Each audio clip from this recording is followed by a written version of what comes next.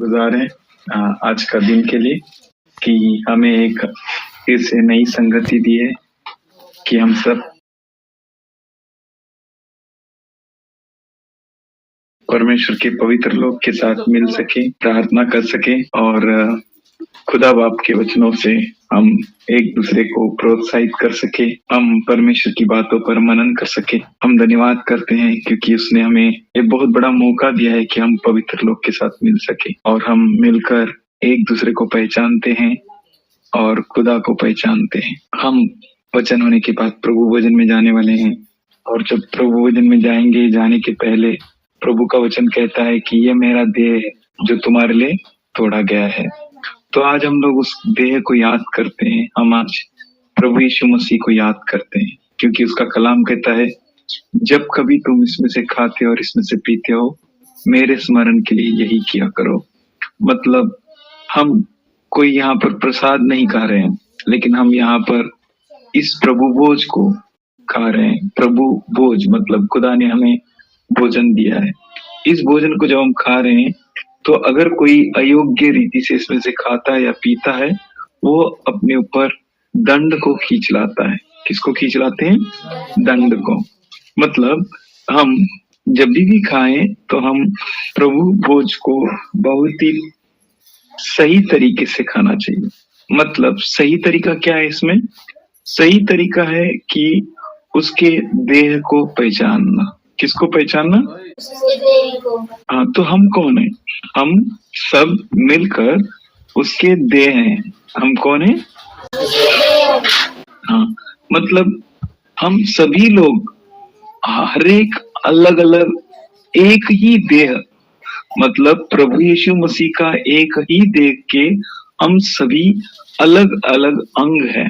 हम सभी साथ में मिलते हैं, साथ में मिलकर प्रभु यीशु मसीह के देह का निर्माण होता है। तो इसीलिए हम जब भी साथ में आते हैं और जब भी हम मिलते हैं, हम एक दूसरे को पहचानते हैं। जब हम लोग पहला करिन्थियों का पुस्तक पत्र उसका 11वां अध्याय में से हम पढ़ते हैं तो उसका 29वां आयत कोई पढ़कर बताइए। पहला करिन्थियों का किताब उसका 11वां अध्याय और 29वां आयत। क्योंकि जो खाते पीते समय प्रभु की देह को न पहचाने वह इस खाने और पीने से अपने ऊपर दंड लाता है। तो प्रभु को हम खाते पीते समय उसके देह को पहचानना चाहिए। क्या करना चाहिए? पहचानना चाहिए। बिना पहचाने इसमें से खाना और पीना नहीं है। इसका मतलब ये नहीं कि हम इसमें से खाएं और पिए नहीं, लेकिन हमें उसके देह को पहचानना चाहिए। जो सबसे बड़ी और महत्वपूर्ण बात यही है कि हम प्रभु के देह को पहचाने। प्रभु का देह को पहचानने का मतलब या तात्पर्य ये है कि हम सब लोग मिलकर उसकी देह हैं। हम सब कौन है? मतलब ये है कि जो पास्टर और हम सब मिलकर अलग अलग प्रभु यीशु मसीह के देह के अंग हैं। हम सब एक एक अंग हैं और हमें सबों को एक दूसरे की जरूरत है।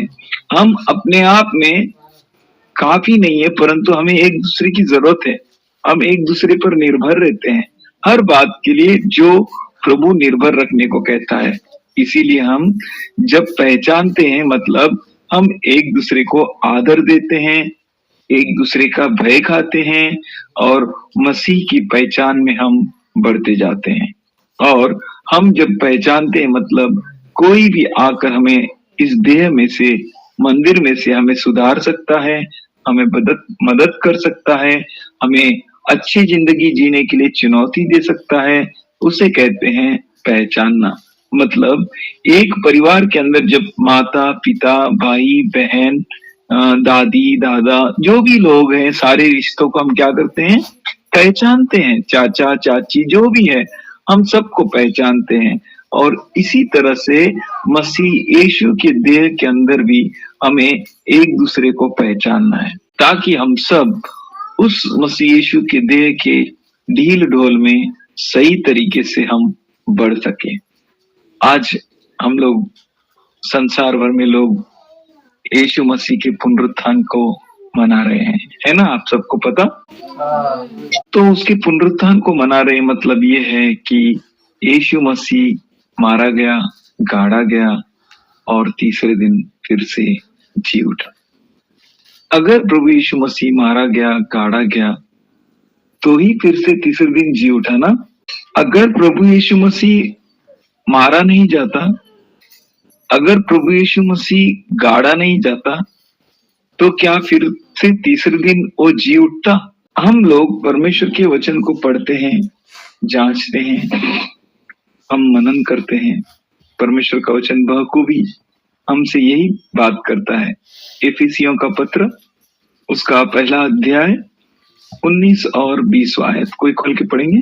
समर्थ हमें जो विश्वास करते हैं कितनी महान है, उसकी शक्ति के प्रभाव के उस कार्य के अनुसार जो उसने मसीह में किया कि उसको मरे हुए में से जिलाकर स्वर्गीय स्थानों में अपनी दाहिनी ओर बिठा दिया। क्या पढ़े हमने? मसीह यीशु के सामर्थ्य के बारे में, उस पुनरुत्थान के सामर्थ्य, उसको क्या कहते हैं? पुनरुत्थान, है ना। पुनरुत्थान मतलब मरे हुए मुर्दों में से जी उठना, है ना जी। तो मरे हुए मुर्दों में से कौन जी उठा?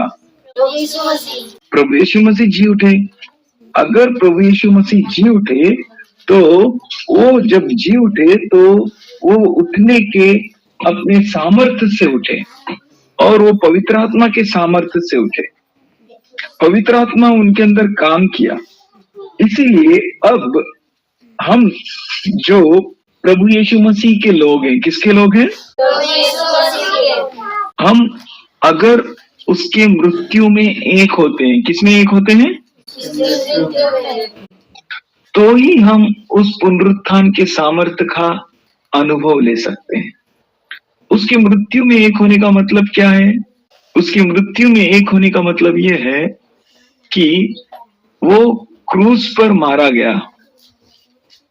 वो बहुत ही निंदास्पद मौत मरा, यानी जो मनुष्य नहीं था वो ईश्वर था, वो ईश्वर का प्रतिमा था, ईश्वर का प्रतिरूप था, होने के बावजूद भी अपने आप को उसके तुल्य न समझकर उसने अपने आप को लीन किया। क्या किया उन्होंने? लीन किया मतलब नम्र किया। नम्र किया मतलब शून्य किया। अपने आप को उन्होंने क्या किया? शून्य किया। तो आज अगर हम चाहते हैं कि प्रभु यीशु मसीह का सामर्थ्य हमारे जीवन में काम करे, मतलब अभी हमने जो वचन पढ़ा है एफिसियों का पत्र, उसका पहला अध्याय और उसका 19वां वचन से, कि उसकी सामर्थ्य जो हम में, उसकी सामर्थ्य जो हमारे अंदर काम कर रही है। किसके अंदर काम कर रही है? हमारे अंदर क्यों काम कर रही है? क्योंकि हम विश्वास करते हैं। हम विश्वास करते हैं मतलब हम यीशु मसीह के पीछे हो लेते हैं। मतलब जो कुछ यीशु मसीह करते हैं हम वही करते हैं। यीशु मसीह के अनुकरण करने के लिए हम बुलाए गए हैं। अगर हम यीशु मसीह का पीछे होने वाले लोग हैं, यीशु मसीह के अनुसार चलने वाले लोग हैं, अगर मसीह के परिवार के लोग हैं, हम जो विश्वास करते हैं उसी का सामर्थ्य केवल विश्वास करने वाले लोगों में ही होता है। जो विश्वास नहीं कर सकते उनमें वो काम नहीं होगा। कितना भी चीखे चिल्लाए, बड़ी बड़ी प्रार्थनाएं करें, उपवास करें, वो काम नहीं होगा। वो काम क्या? वो ऐसा महान शक्ति, ऐसा उसकी शक्ति का प्रभाव, उसी के कार्य के अनुसार जो मसीह यीशु में किया गया, उसे मरे हुए में से जिलाया गया और स्वर्गीय स्थानों में अपनी दाहिनी ओर बिठाया गया, वह सामर्थ्य हमारे अंदर काम करेगा। हमें हर प्रकार के बंधनों से, मृत्यु से, निंदा से, दबाव से, तनाव से, शर्मिंदगी से तोड़कर ऊपर लाने वाला मसीहा जिंदा है। जिंदा है ना? क्यों ना हम पढ़े भजन 44 उसका पहला वचन। धन्य है यहोवा जो मेरी चट्टान है, वह मेरे हाथों को लड़ने और युद्ध करने के लिए तैयार करता है। धन्य है परमेश्वर, धन्य है यहोवा, मेरे हाथों को लड़ने और युद्ध करने के लिए तैयार करता है। कौन हमारे हाथों को युद्ध करने और लड़ने तैयार करेगा? खुदा, है ना। वो खुदा हमारे हाथों को युद्ध करने और लड़ने के लिए तैयार करेगा, तो हमारे लड़ने और युद्ध करने की तैयारियों को, तरीकों को हमें फेंक देना है, हमें नीचे डाल देना है। हमारे तरीके कितने भी ताकतवर हो, हमारे तरीकों में कितना भी ज्ञान हो, जैसा प्रभु यीशु मसीह उस क्रूस को लेने के पहले उस गेत्सेमनी बाग में उन्होंने प्रार्थना की, और प्रार्थना करते हुए उन्हें प्रार्थना में एक शब्द कहा, ये पिता, मेरी इच्छा नहीं परंतु तेरी इच्छा हो। आपको मालूम है, जब प्रभु यीशु मसीह को पकड़ने आए बहुत बड़ी सैन्य, तो उन्होंने पूछा यहाँ पर यीशु कौन है, तो वो आगे बढ़े और उन्होंने कहा मैं हूँ। और जैसा ही उन्होंने कहा मैं हूँ, वो पूरे सैन्य उठकर बहुत दूर गिर गए। आपने पढ़ा है ये वचन को? बहुत ताकत है प्रभु यीशु मसीह में। अगर प्रभु यीशु मसीह चाहे तो 12,000 कई हजारों हजार सैन्य जो स्वर्गदूत हैं वो आकर यीशु मसीह की सेवा टहल कर सकते हैं, परंतु उन्होंने सब कुछ छोड़ दिया। आज हमें अपना घमंड, अपना ज्ञान, अपने तौर तरीके, अपनी बुद्धि, जैसे हम नीति वचन उसका 3 अध्याय 5वां आयत में पढ़ते हैं, खुद के ज्ञान पर, है ना जी? मिला है आपको वचन? 3 अध्याय 5वां आयत कहता है कि तू अपनी समझ का सहारा ना लेना, परंतु अपने पूरे मन से परमेश्वर का भरोसा करना। आपकी समझ, आपकी ताकत, आपकी बुद्धि, आपकी महानता, आपकी योग्यता, उसकी ताकत, उसका सहारा न लेना। उसकी सहारा न लेना मतलब क्या? निर्बुद्धि रहे, बुद्धिहीन रहे, मूर्ख रहे, कोई कुछ भी बोल कर जाए तो ऐसे ही बैठा रहे, नहीं नहीं नहीं, उसका मतलब ये नहीं है। उसका मतलब ये है कि आपके पास सब प्रकार की बुद्धि और विचार और ज्ञान सब कुछ है, फिर भी आप उस खुदा की उस धीमी आवाज पर रुके हुए हैं। आप खुदा की इच्छा को चाहते हैं कि खुदा क्या चाहता है आप में से। जब कभी हम प्रभु यीशु मसीह के सामने आते हैं तो उसके मृत्यु में एक होने के लिए आते हैं। किसके लिए आते हैं हम? अगर हम लोग उसके मृत्यु में एक होना सीख गए तो पुनरुत्थान का सामर्थ्य काम करेगा, है ना जी? अगर हम मृत्यु में एक ही नहीं हुए तो पुनरुत्थान का सामर्थ्य कैसे काम करेगा? अगर बीज मरा ही नहीं, जमीन में बोया ही नहीं गया, कहीं गहराई में गया ही नहीं, तो वो बिना मरे उसमें से पौधा कैसे आएगा? आपको अगर कुछ पाना है तो पूरी तरीके से अपने आप को खो देना है। बिना अपने आप को खोए पाने की बिल्कुल अपेक्षा ना करें। अगर सच में खुदा से पाना है तो खुदा के लिए खो देना है। सच में अपने आप को बिना खोए उससे कुछ भी अपेक्षा ना करना। प्रभु यीशु मसीह ने कहा, जो अपना जीवन मेरे लिए खो देता है वो जीवन प्राप्त करता है। क्या करता है? वो प्राप्त करता है। क्या प्राप्त करता है? जीवन। आपने जो भी खोया प्रभु यीशु मसीह के लिए वो सब आप पाएंगे, लेकिन क्या आप खोने के लिए तैयार हैं? यीशु मसीह ने कहा, तुम दो तो तुम्हें दिया जाएगा, दो दिया जाएगा, लेकिन क्या देना है? अपना जीवन देना है, अपने विचारों को देना है, अपने ताकत को देना है, अपनी बातों को देना है। आपको बात करने आता है, बहुत अच्छी तरह से आप जीत सकते हैं दूसरों से, आपके पास ताकत है, आप लड़ना जानते हैं, परंतु जब आप पूरी तरीके से अपने आप को दे दोगे तो आप खुदावन को मौका देते हो, खुदावन को इजाजत देते हो कि वो आपके उंगलियों को लड़ना सिखाएगा, आपके हाथों को युद्ध करना सिखाएगा।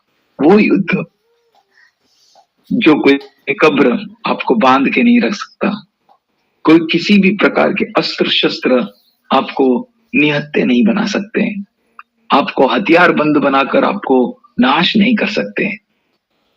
आपको जिन्होंने बुलाया वो प्रभु यीशु मसीह बहुत ही सामर्थ्यशाली है। उसका वचन कहता है नीति वचन 3 अध्याय 7वां आयत में, अपनी दृष्टि में बुद्धिमान ना हो।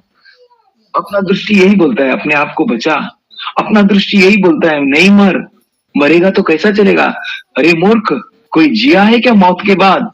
लेकिन प्रभु यीशु मसीह कहते हैं जो कोई मेरे लिए अपने प्राणों को गवा देता है वो प्राणों को प्राप्त करेगा। आज बहुत हमारा समय ऐसा है कि हमारे मन को, हमारे विचारों को, हमारी बुद्धि को तैयार करना है। हे प्रभु, मैं अपने प्राणों को तेरे लिए गंवाने के लिए तैयार हूं। मैं तैयार हूं प्रभु, किसी के कहने पे नहीं, किसी के सिखाने पर नहीं, परंतु मैं अपने स्व बुद्धि से, स्व इच्छा से अपने आप को तुझे समर्पित करने के लिए तैयार हूं। अगर सच में आपको उस पुनरुत्थान के सामर्थ्य का अनुभव लेना है, अगर सच में आपको यीशु मसीह के उस आत्मा का सामर्थ्य लेना है जो बड़े सामर्थ्य के साथ हर विश्वास किए हुए लोगों में काम करता है, जो इतना महान है, उसकी शक्ति का प्रभाव इतना सामर्थ्यशाली है, जो मसीह को मुर्दों से उठाया है। आप जानते हैं मौत से उठाने वाली वही ताकत वो हमारे अंदर बहुत अद्भुत तरीके से काम करेगा, बहुत अद्भुत तरीके से। सिर्फ उठाने का काम ही नहीं किया, परंतु यीशु मसीह को सब प्रधानताओं, सत्ताओं, अधिकारों और हर बातों से, हर वस्तु से ऊंचा उठा दिया उनको। आप जानते हैं वो सामर्थ्य आप चाहते हैं कि आप में काम करे, तो आपको अपने आप को प्रभु यीशु मसीह को दे देना है। आपको अपने आप को मरने के लिए देना है, मौत के लिए देना है, मौत के लिए देना है। और पौलुस कहता है, प्रेरित पौलुस, मैं रोज मरता हूं। क्या कहते हैं पौलुस? मैं रोज मरता हूँ। मालूम है आपको रोज मरना कैसे होता है? रोज मरना मतलब मैं नहीं प्रभु, सिर्फ तू। रोज मरना इसका मतलब ये कि अपने बातों को, अपने शरीर को, अपने विचारों को, अपनी इच्छाओं को वो वेदी पे रख कर बलि चढ़ा देना। वही पौलुस रोमियो के लिए पत्र उसका 12वां अध्याय और 1 और 2 आयत में कहता है, अपने शरीरों को जीवित, पवित्र और परमेश्वर को भावने वाला ऐसा यज्ञ बलि चढ़ाओ। बलि मतलब क्या है बेटा? बलि मतलब पूरी तरह से न्योछावर कर देना, मार डालना, जिंदगी को लुटा देना, अपनी जिंदगी को पानी के समान, उस द्राक्षरस के समान उसके सामने उंडेल देना। मतलब आपके पास कुछ भी नहीं बचेगा, आप कुछ भी नहीं कर सकते हो, आप खुद का कुछ भी नहीं कर सकते हो। इसीलिए पौलुस कहता है कि जो जी रहा हूं मैं ये जीवन मेरी इच्छा से नहीं परंतु मसीह में जी रहा हूं। अब मैं नहीं परंतु मसीह जीता है। अगर हम हमारे मन को, हमारे विचारों को इस तरीके से हम तैयार कर लें तो वही सामर्थ्य। बहुत लोगों तो जश्न मनाते हैं और बहुत लोग हैप्पी ईस्टर बोलते हैं, पुनरुत्थान की जय बोलते हैं, लेकिन उनकी जिंदगी को देखा तो बहुत दुख होता है, बहुत दर्द होता है। नाम तो उनके बहुत अच्छे हैं, जैसा मेरा नाम है जॉय, जॉनी, रॉनी, टॉनी, मॉनी। ये हमारे भारत देश के अच्छे अच्छे कुत्तों का नाम होता है, नहीं है ना? आपने देखा है किसी बड़े बड़े लोगों के घर में कुत्ते पलते हैं तो उनका नाम कैसे होता है? जॉय, जॉनी, रॉनी, टॉनी, मॉनी, ग्रेसी, पप्पू, है ना? लेकिन ऐसे नाम रख के कोई फायदा ही नहीं है जिनके अंदर पुनरुत्थान का सामर्थ्य काम ना करे। कोई फायदा नहीं है। आप मसीह लोगों के साथ मिलकर रहना, प्रार्थना करना, रोज बाइबल पढ़ना, परंतु जीवन में परिवर्तन ना हो, आपका जीवन प्रभु का ना हो। हम इस पृथ्वी पर इसी कारण से आए हैं कि हम कुछ उससे मांगने के लिए नहीं। आज तक आपने मांगा होगा, आपके आंखों के लिए रोशनी, पैरों के लिए चंगाई, घुटनों के दर्द चला जाना, सिर दर्द चला जाना, बुखार चला जाना, हर पीड़ाएं चला जाना, हमने मांगा है। परंतु अब हमें मांगना है, मसीह ये जीवन तेरा है, जीना मसीह और मरना लाभ हो। मैं जीऊं या मरूं सिर्फ तेरे लिए। मेरा चाहत तू है प्रभु, मेरा इच्छा तू है प्रभु। आपको पता है हमें क्यों खुदा ने बुलाया? हमें इसीलिए बुलाया ताकि दुनिया सब हमको देखे। जब हमको देखेगी दुनिया तो हम में कौन दिखेगा? मसीह दिखेगा। क्या मुझ में मसीह दिख रहा है? क्या मैं मर चुका हूं? क्या मैं पूरी तरह से अपने आप को न्यौछावर कर चुका हूं? क्या अभी भी मेरे अंदर कुछ जीवित है? मेरा कुछ है? अगर मेरे अंदर कुछ मेरा है, मेरे विचार हैं, मेरी समझ है, मेरी दृष्टि में अगर मैं बुद्धिमान हूं, अगर मैं ऐसा हूं तो मैं परमेश्वर का भय नहीं मान रहा हूं। अगर मैं परमेश्वर का भय नहीं मान रहा हूं तो खुद को बलि चढ़ाने के लिए नहीं दे रहा हूं। मैं बुराई से अलग नहीं हो रहा हूं क्योंकि मेरे अंदर थोड़ा अक्ल है, थोड़ी समझ है। वो समझ जो मुझे खुदा से दूर कर रहा है, वो समझ जो अपनी समझ जो मुझे परमेश्वर के समझ को स्वीकारने से दूर कर रहा है। हमारी खुशी, मेरी खुशी तो यही होगी भैया आप सबों के लिए कि आप बहुत ताकतवर हो जाए मसीह में, बहुत ज्ञानी हो जाए, बहुत सामर्थ्य के साथ बढ़ने लगे, उसके मोहब्बत में, उसके ढील डोल में, उसकी शांति में, उसके प्यार में बढ़ने लगे। दुनिया में बहुत चीजें मिलती है, आती है, जाती है, बहुत सारे लोग हैं। क्यों ना हम खोले न्यायियों का किताब, उसका 6वां अध्याय 12वां वचन पढ़ेंगे। हाँ, 12वां वचन। उसको यहोवा के दूत ने दर्शन देकर कहा, हे शूरवीर सूरमा, यहोवा तेरे संग है। हालेलुया। हाँ, आगे क्या है? ईदो ने उससे कहा, हे मेरे प्रभु, विनती सुन, यदि यहोवा हमारे संग होता तो हम पर यह बात विपत्ति क्यों पड़ती है? हाँ, बस। यहाँ पर हम लोग देख सकते हैं जब गिदियोन से परमेश्वर कहता है कि शूरवीर, तो गिदियोन यहाँ पर कहता है ये यहोवा मेरी सुन, ये परमेश्वर मेरी सुन। अगर हम सब सच में खुदा हमारे साथ है, सच में परमेश्वर हमारे साथ है, तो ये विपत्ति मुझ पर क्यों? ये समस्या हमारे जीवन में क्यों? कहाँ गए वो आश्चर्य कर्म? कहाँ गए वो बड़े बड़े काम? कहाँ गए वो जो पुरखों ने बताई हुई बातें? कहाँ गए? क्या हमारी जीवन में से गुलामगिरी तूने नहीं तोड़ा? क्या हमारे जीवन में से हर प्रकार के शापों को तूने नहीं तोड़ा? अब क्यों ये तकलीफ है? अब क्यों ये सताव है? अब तो यहोवा ने हमें त्याग दिया है, मिद्यानियों के हाथ कर दिया है। यहाँ पर गिदियोन कहता है, अपने पूरे विकट परिस्थिति को बता रहा है कि ये प्रभु देख हमारा कितना तकलीफ है, हमें देख कितना समस्या है, देख हमारी परिस्थिति बहुत ही दयनीय है, हमारी परिस्थिति बहुत ही बदतर है, हमारी परिस्थिति में कुछ भी अच्छा नहीं है, बदलाव नहीं है। जब मैं इस वचन को पढ़ रहा था, मुझसे परमेश्वर ने कहा कि अगर तेरी परिस्थिति में बदलाव नहीं है, इसका मतलब ये है कि अभी तक तो मरा नहीं है। अगर तो प्रभु की मृत्यु में मर जाए, उसकी मृत्यु में एक हो जाए, तो उसका पुनरुत्थान का सामर्थ्य तुझ में काम करेगा। इसीलिए 14 वचन में क्या लिखा है, पढ़ेंगे हम। तब यहोवा ने उस पर दृष्टि करके कहा, अपनी इसी शक्ति पर जा और तू इस्राएलियों को मिद्यानियों के हाथ से छुड़ाएगा। क्या मैंने तुझसे नहीं भेजा? तुझे हाँ बेटा, बस यहाँ पर यहोवा ने क्या की? उस पर दृष्टि की। क्या किया है? दृष्टि की मतलब उसके तरफ देखा। वो बोलता है कि मैंने तुझे क्यों भेजा है?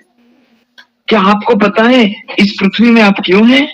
क्या आपको पता है कि आप जिस परिवार में जन्मे हो उसी परिवार में क्यों जन्मे हो? क्या आपको पता है आपके सारे रिश्तेदार, ये सब आपके रिश्तेदार क्यों हैं?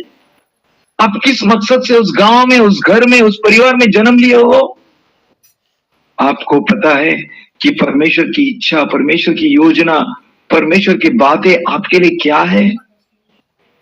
यिर्मयाह 29 उसका 11 में कहा गया है, मेरे पास तुम्हारे लिए अच्छी योजनाएं, अच्छे विचार हैं, तुम्हारी हानि के लिए नहीं है।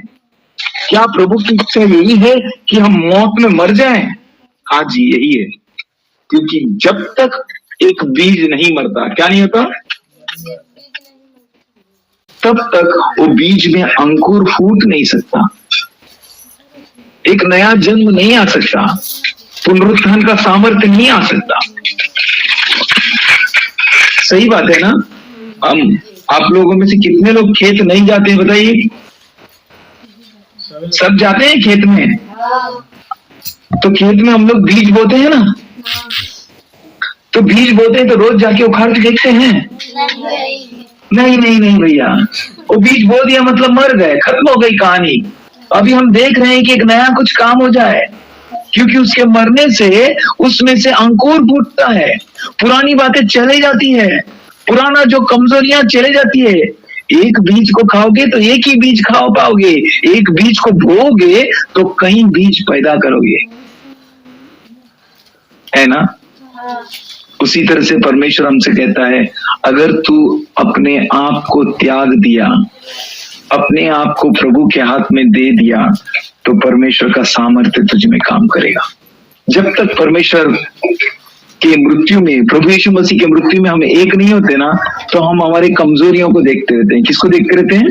अपनी कमजोरियों और समस्याओं को देखते रहते हैं। देख प्रभु, ये समस्या है, देख प्रभु अगर तू हमारे साथ होता तो ऐसा होता क्या, ये विपत्तियां क्यों हैं, ये तकलीफें क्यों हैं, ये पीड़ाएं क्यों हैं, है ना? आपको मालूम है, कोई आदमी मर गया तो उसको जाके आप एक कप चाय दो, पी लेगा उठ के? नहीं ना, वो तो मरा हुआ है भैया। आप समझे, मेरे सामने रखिए तो मैं पी लूंगा, क्योंकि हम चाय बहुत पीते हैं, है ना? लेकिन वो मरे हुए मुर्दा के सामने क्या होगा? कुछ नहीं होगा, वो कुछ भी नहीं कर सकता है। उसको ना चाय पता है, ना अच्छी बातें पता है, ना अच्छा भोजन पता है, ना बेटी पता है, ना बेटा पता है, ना पति पता है, ना पत्नी पता है, उसे कुछ भी नहीं पता है। यही प्रभु यीशु मसीह कह रहा है कि अगर तू मरा नहीं तो तू इन समस्याओं से दूर नहीं हो पाएगा।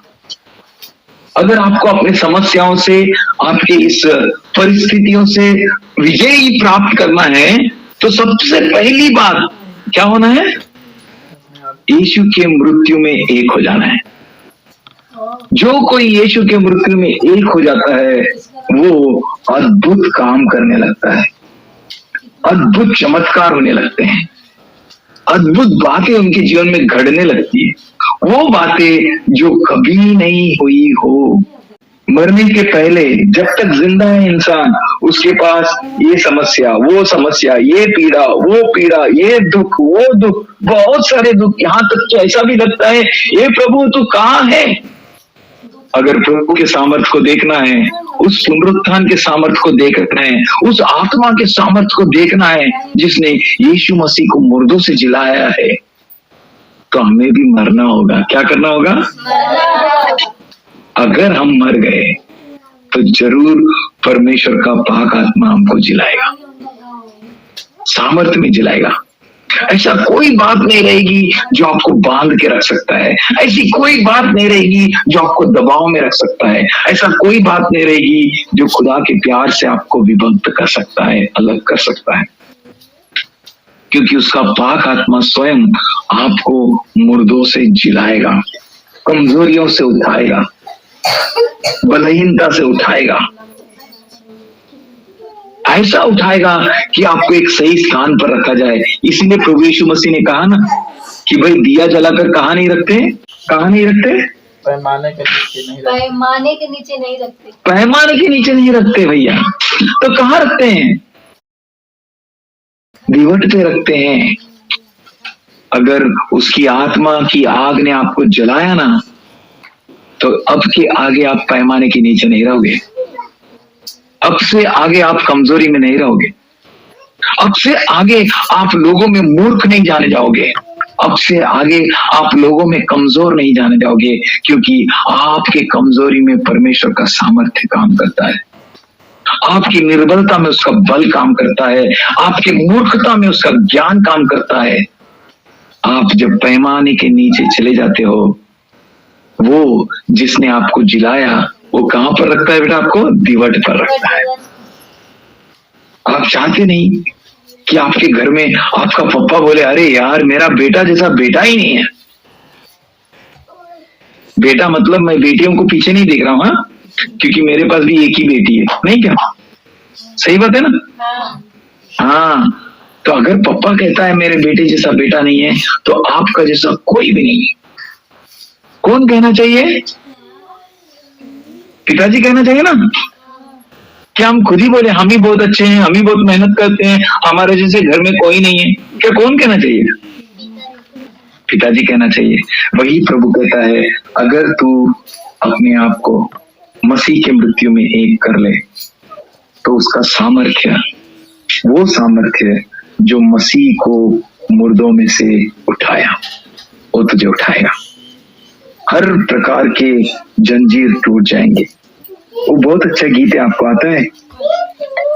जंजीरों को तोड़ता है, रूहानी मुख मोड़ता है, जंजीरों को तोड़ता है, रूहानी मुख मोड़ता, यीशु यीशु। कुछ है भाई, मुझे नहीं आता है वो गाना पूरा, लेकिन बहुत अच्छा लगता है। हमारा यीशु आपके लिए जिंदा है। प्रभु यीशु मसीह आपके साथ है। प्रभु यीशु मसीह आपको उठाता है। प्रभु यीशु मसीह जिलाता है। प्रभु यीशु मसीह सामर्थ्य देता है। हर कमजोरियों को डांट देता है, निकाल देता है, तबाह कर देता है। पुनरुत्थान का सामर्थ्य, प्रभु यीशु मसीह का सामर्थ्य आपके दिलों में, आपके हृदयों में, आपके विचारों में, आपके नस नस में भर जाता है। लोग बोलते हैं भाई अभी यीशु यहाँ पर नहीं है, वो मुर्दों से जी उठा। हर साल यही बात दोहराते हैं, लेकिन उनके जीवन में यीशु जी उठा ऐसा बिल्कुल दिखता नहीं है, कतई दिखता नहीं है। अगर सच में यीशु जी उठा है, अगर सच में यीशु मसीह में पुनरुत्थान का सामर्थ्य काम कर रहा है, तो आपका जीवन अद्भुत रहेगा। अगर आप सच में चाहते हो ना आपका जीवन अद्भुत रहे, आपको कुछ भी नहीं करना है भैया। क्या नहीं करना है? कुछ भी नहीं करना, सिर्फ एक ही चीज करना है, मरना है। क्या करना है? हाँ, अगर मरना सीख लिए जिस तरीके से प्रभु यीशु मसीह कहते हैं, तो जिलाने का काम कौन करेगा? हाँ, मरने का काम कौन करेगा? हम, है ना। और उसमें अगर हमें मरने के लिए थोड़ा तकलीफ हो रही है, तो हमारे लिए एक बहुत बड़ा मददगार है। उस मददगार का नाम क्या है? पवित्र आत्मा। क्या है नाम? हाँ, हमें मदद करने के लिए दिया है ना पवित्र आत्मा। तो किस बात का मदद करने के लिए दिया है? बोलो, हमें मरने के लिए मदद करना पवित्र आत्मा का काम है। हाँ, अगर हम मरना चाहते हैं और मरने में कोई तकलीफ हो रही है, कोई गुंजाइश हो रही है, दुख हो रहा है, तो किसका मदद लेना है? हाँ, और वो पवित्र आत्मा जो हमें मरने के लिए मदद करेगा, वही आत्मा हमें जिलाने में भी सामर्थ्य देगा। उस बीज को आप कभी नहीं भूलिए, जिस बीज को कहाँ पर बोया जाता है? खेत में बोया जाता है। वो बीज एक नया रूप धारण करता है। हमें थोड़ा सा डर है, हमें थोड़ा सा तकलीफ है, हमें थोड़ा सा प्रश्न है, क्या सच में मैं मर जाऊं तो उठूंगा? क्या ये बात सच हो सकता है? क्या मेरे लिए लाभ हो सकता है? यही सोचते सोचते हम मृत्यु से दूर रह जाते हैं, और मृत्यु से दूर रहते रहते हमारे अंदर पुनरुत्थान का सामर्थ्य भी काम नहीं करता है, क्योंकि हम मरे ही नहीं ना। मरे नहीं तो पुनरुत्थान का सामर्थ्य कैसे काम करेगा, है ना? मरे नहीं तो उसकी शक्ति कैसे काम करेगी? आप, मैं, अगर हम सच में पूरी तरह से मर गए, तो उसका शक्ति का बहुत बड़ा प्रभावशाली कार्य को हम देखने वाले हैं, जो पहले कभी नहीं देखा था हमने। आपको मालूम है, उस जगह पर जहां पर गिदियोन डर कर गेहूं को छुपा रहा था, वहीं पर गिदियोन मरना सीख गया। और जैसे ही गिदियोन मरना सीख गया, वह प्रभु के आत्मा से जिलाया गया। अगर हम मरना जान देते हैं, इसीलिए पौलुस कहता है, मैं स्वयं को क्या करता हूं? रोज मारता हूं। मैं रोज मरता हूं, मैं रोज मर जाता हूं, मैं रोज मरता हूं। रोज मरोगे तो रोज जियोगे, रोज मरोगे तो रोज, हाँ रोज जियोगे। तो आपका उम्र कितना होगा बताइए आप मुझे। अगर आपने आज जी गए, आज ही जिया, तो आपका उम्र कितना है? बोलो एक दिन। हाँ, हम कितने दिन के लिए जीते हैं? बस, फिर कल नया दिन होगा, नई बातें होगी, किसी से कोई दुश्मनी नहीं होगा, सब कुछ नया होगा। हम किसी को नहीं पहचानते, हमारे दुश्मन को तो बिल्कुल नहीं पहचानते, है ना। इस दुनिया में कोई हमारा दुश्मन नहीं है, शरीर में हमारा कोई दुश्मन नहीं है, क्योंकि हमें आत्मा से जिलाने वाला प्रभु हमारे अंदर जीवित है। वो जो मुर्दों से जी उठा, उसका आत्मा जिसने प्रभु यीशु मसीह को मृत्यु से जिलाया, वो आत्मा हमारे अंदर काम कर रहा है। वो शांति का परमेश्वर अद्भुत काम कर रहा है, हमारे सोच और समझ और बुद्धि के परे काम कर रहा है। वो प्रभु यीशु मसीह जो कमजोर लोगों से कहता है कि उठ प्रकाश मानो, तुझ पर प्रकाश चमका है, आया है। वो हमको कहता है कि देख, पैमाने के नीचे नहीं रखा जाएगा, लेकिन पैमाने के नीचे रहने वहां पर तेल भरा जाता है। जब आप मरते हो ना, जब आप अपने आप को दे देते हो ना, वहां पर आपकी सफाई होती है, आपके अंदर नया काम शुरू होता है, वहां पर तेल भरा जाता है, ताकि आपके अंदर रोशनी आ जाए, प्रकाश आ जाए, ताकि आप अब से आगे पैमाने के नीचे न रहोगे, परंतु दिवट पर रहोगे। आप नकारे नहीं जाओगे, परंतु पहचाने जाओगे। आप छुप नहीं जाओगे, परंतु हर छुपे हुए को, हर अंधकार में लोगों को रोशनी दोगे। आपको बड़े बुलाहट से प्रभु यीशु मसीह बुला रहे हैं। वो प्रभु यीशु मसीह, वो परमेश्वर का वचन, रोमियो का पत्र उसका 16वां अध्याय 19वां आयत और 20वां आयत में कहता है, अगर कोई खोल कर पढ़े रोमियो का पत्र उसका 16वां अध्याय और उसका 19 और 20वां आयत, आखिरी अध्याय उसका 19 और 20 में वो कहता है, तुम्हारे आज्ञा मानने की चर्चा, वही है ना भाई, तुम्हारी आज्ञा मानने की चर्चा सभी लोगों में फैल गई है। मतलब ये, अगर आप आज्ञा मानते हो तो आज्ञा न मानने वालों को शिक्षा दी जाएगी, लेकिन आप आज्ञा न मानने वालों पर शिक्षा लाने का एक ही तरीका है, आप आज्ञा मान ले। परमेश्वर का आवाज आकाश से आकाशवाणी होती है, ये मेरा प्रिय पुत्र है, इसकी सब सुनो, क्योंकि वो प्रिय पुत्र ने पिता का आज्ञा माना है। प्रभु यीशु मसीह ने खुद का करने नहीं आए, उन्होंने बोला जो कुछ पिता कहता है, जो कुछ मुझे परम पिता दिखाता है, वही मैं कर रहा हूं, है ना जी। तो उसी तरीके से हमें इस पृथ्वी पर जो कुछ हमें परमेश्वर दिखा रहा है, वही हमें करना है, खुद की इच्छा को नहीं, खुद की लालसा को नहीं, खुद के विचारों को नहीं। अगर हमारा खुद कभी कोई बीच स्वयं हमारे पास बीच में आ जाता है हमारे मार्ग में, तो उसे मारना है, उसे मार डालना है। जैसे प्रभु यीशु मसीह कहता है, तेरी आंख तुझे क्या करे, तकलीफ दे, तो क्या कर, उखाड़ कर फेंक दे। तेरा हाथ तुझे तकलीफ देती है कि अच्छे कामों से, पवित्र कामों से, परमेश्वर के राज्य में बढ़ने से, तो उसे क्या करना है, आपको काट कर फेंक देना है। तेरा पैर तुझे तकलीफ देता है, इसका मतलब ये कि तुझे पवित्र मार्ग में चलने से कोई भी अड़खड़न हो। इसीलिए प्रभु यीशु मसीह ने कहा है, जो कोई मेरे कारण अपने माता पिता, भाई बहन, पत्नी, पति सबको द्वेष नहीं करता, वो मेरे पीछे आने का लायक, वो यीशु मसीह का पीछे आने का लायक नहीं है। मतलब वो अपने आप को नहीं नकारता, खुद के जिंदगी को। सच में अगर हम अपने आप को नकारे, हमारे जीवन पर सिर्फ प्रभु का प्रभाव रहे, तो हम जरूर अच्छा कर पाएंगे। अच्छा करने का मतलब ये है, प्रभु की आज्ञाओं को सब आज्ञाओं से ऊंचा मानना। हमारे जिंदगी में बहुत लोग हैं, दोस्त है, भाई है, बहन है, सब लोग हैं, लेकिन सबसे ऊंचा बात किसका होता है, पिताजी का। उसी तरह से हमारी जिंदगी में सबसे ऊंचा बात प्रभु यीशु मसीह का होता है। जैसे आकाश में बहुत सारे तारे हैं, है ना, लेकिन जब मसीह की तारा आती है, ये समझिए सुबह सूरज आ जाता है, सुबह का तारा आता है, तो क्या हो जाता है, दूसरे तारे सब लुप्त हो जाते हैं। उसी तरह से जब प्रभु यीशु मसीह की बात हमारी जिंदगी में हो, सब बातें लुप्त हो जाना चाहिए।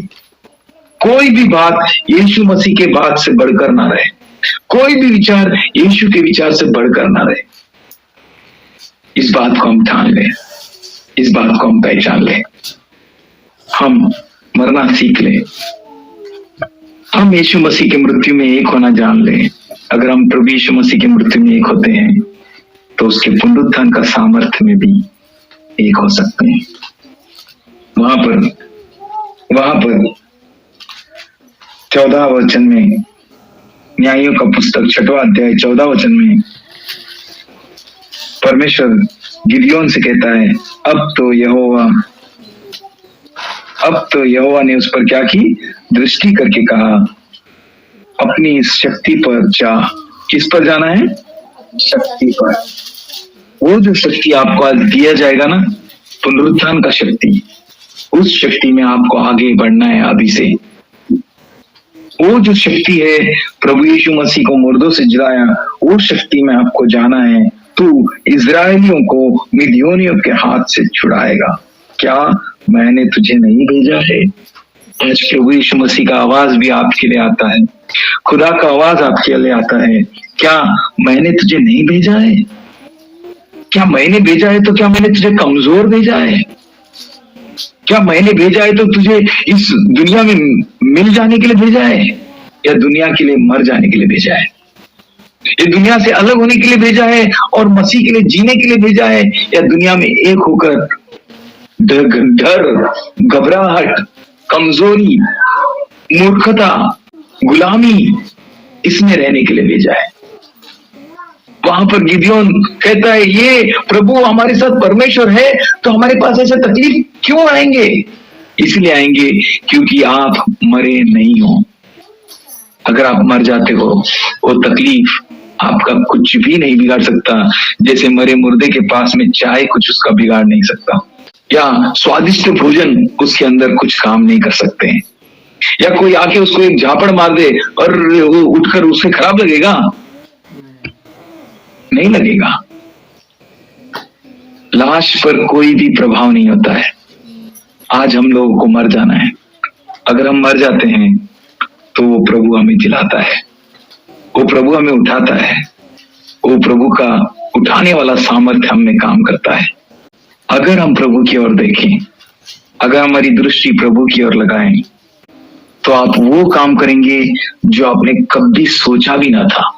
कभी नहीं सोचा था ऐसे काम करेंगे आप, कभी कल्पना ही न की होगी आपने। केवल आपको परमेश्वर ने दुश्मन की योजनाओं के खिलाफ खड़ा रहने के लिए नहीं बुलाया, परंतु बहुत ही जल्द पढ़ेंगे हम लोग रोमियो का पत्र, उसका 16 अध्याय और उसका 20वां आयत। बांदी का परमेश्वर शैतान को तुम्हारे पांवों से शीघ्र कुचलवाया देगा। हमारे प्रभु यीशु मसीह का अनुग्रह तुम पर होता रहे। Hallelujah, hallelujah, hallelujah. शांति का परमेश्वर।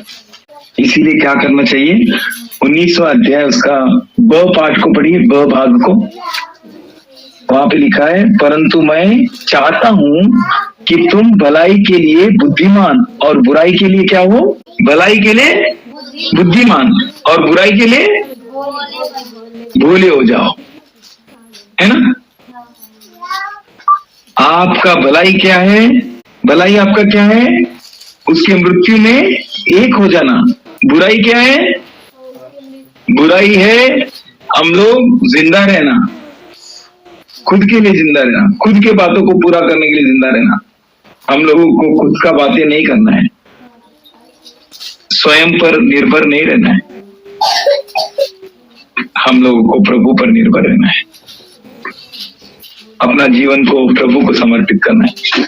ब्रेड एंड कप कुछ दें, हम हमारे मनों को तैयार करें, प्रभु की ओर देखें। हम प्रभु भोजन लेने से पहले अपने आप को परखें, क्या मैं मरा हूं या अभी भी जिंदा हूँ? क्या मैं अपनी इच्छा से चल रहा हूँ? क्या अभी भी मैं हार का सामना कर रहा हूँ? क्या अभी भी मैं शैतान के दबाव के नीचे हूँ? क्या मैं प्रभु यीशु मसीह का जयोत्सव का अनुभव ले रहा हूँ? मैं कहाँ पर हूँ? क्या पुनरुत्थान का आत्मा मुझ में काम करे, इसीलिए मैं जगह दे रहा हूँ? आपको मालूम है पुनरुत्थान किया हुआ आत्मा आपके अंदर है? जिस आत्मा ने प्रभु यीशु मसीह को जिलाया मुर्दों में से, वो आपके अंदर है? हाँ जी है। अगर वो आत्मा आपके अंदर है तो अब से आगे आप इस दुनिया की बातों के अधीन नहीं रहेंगे, आप प्रभु के अधीन रहेंगे। वो आत्मा बहुत शांत है, वो आत्मा बहुत बहुत शांत है, किसी से जबरदस्ती नहीं करता। अगर आप तैयार हैं तो वो भी तैयार है। आप उसको सुनना चाहते हैं, वो तो जरूर सुनाता है, वो जरूर आपसे बातें करता है। क्यों ना हम लोग हमारे प्रभु यीशु मसीह के शरीर की ओर ध्यान दें। उसका लहू जो आपके लिए, मेरे लिए, हम सब के लिए बहाया गया, उसकी ओर ध्यान दें। वो जो प्रभु यीशु मसीह आपको पैमाने के नीचे नहीं रखना चाहता है, उसकी ओर ध्यान दें।